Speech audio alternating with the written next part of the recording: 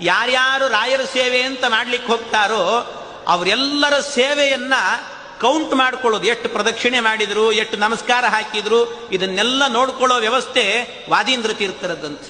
ಅದನ್ನು ನೋಡ್ಕೊಳ್ತಾರಂತವ್ರು, ಯಾವಾಗಲೂ ನೋಡ್ತಿರ್ತಾರೆ. ಯಾರೋ ಒಬ್ರು ಸೇವೆ ಮಾಡಿದ್ರಂತೆ. ಹೀಗೆ ಅವರು ಸೇವೆಯನ್ನು ಮಾಡಿದಾಗ ಅವರು 11 ದಿವಸ ಸೇವೆ ಮಾಡಿದರು. ಅವ್ರು ಏನೋ ಅಂದ್ಕೊಂಡಿದ್ರು ರಾಯರಲ್ಲಿ, ಅಂದ್ಕೊಂಡ್ರೆ ಅದು ಆಗಲೇ ಇಲ್ಲ, ಕೆಲಸವೇ ಕೂಡ್ಲಿಲ್ಲ ಅಂತೆ, ಆಗಲಿಲ್ಲ, ಅಂದ್ಕೊಂಡಿದ್ದು ಆಗಲಿಲ್ಲ. ಸಿಟ್ಟು ಬಂತು. ಅದಕ್ಕೆ ತಿರುಪತಿಗೆ ಹೋದ್ರಂತೆ.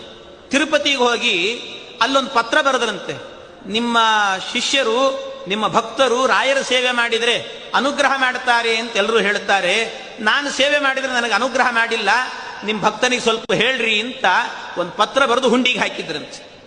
ಆವತ್ತಿನ ದಿವಸ ರಾತ್ರಿ ತಿರುಪತಿಯಲ್ಲಿ ಶ್ರೀನಿವಾಸ ದೇವರೇನೆ ಆ ವ್ಯಕ್ತಿಯ ಕನಸಲ್ಲಿ ಬಂದ್ರಂತೆ. ಅವನ ಕನಸಲ್ಲಿ ಬಂದು ಕೇಳಿದ್ರಂತೆ, ಯಾಕೆ ಹೀಗೆ ಮಾಡಿದ್ದಿ? ಅಲ್ಲ, ಮತ್ತೆ ಸೇವೆ ಮಾಡಿದ್ರೆ ನನಗೆ ವರವೇ ಕೊಟ್ಟಿಲ್ಲ ರಾಯರು ಅಂತ. ರಾಯರನ್ನೇ ಕರೆಸಿದ್ರಂತೆ, ಕನಸಲ್ಲೇ ರಾಯರನ್ನು ಕರೆಸಿದ್ರಂತೆ ಶ್ರೀನಿವಾಸ ದೇವರು. ಬನ್ನಿ ರಾಯರೇ ಅಂತ. ರಾಯರು ಬಂದ್ರಂತೆ.